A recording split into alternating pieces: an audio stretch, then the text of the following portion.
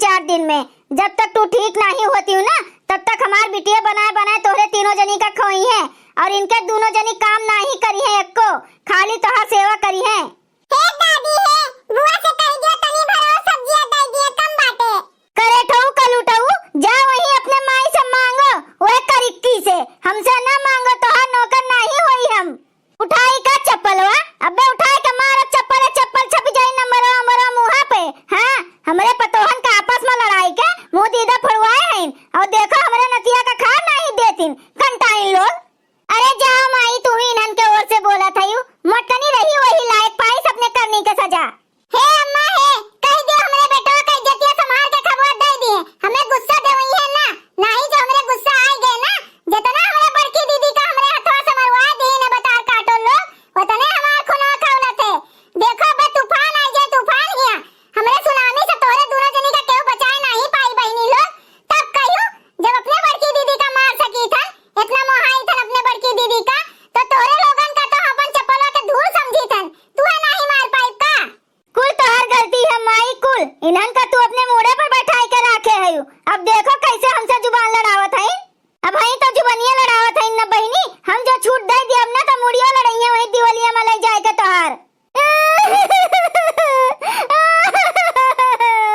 जब नैहरे में हमार माई हमार संगरी नहीं दिए तो भौजाई के कर हित होत हईन, भौजाई के कर साथ दिए थईन, अपने नंद का वे तो देख के जरते रहा थे हमेशा, भगवते रहा थे घरों से। देखत है माई तुह दया नहीं आवत दादा, तोहर दिल नहीं पसीजत,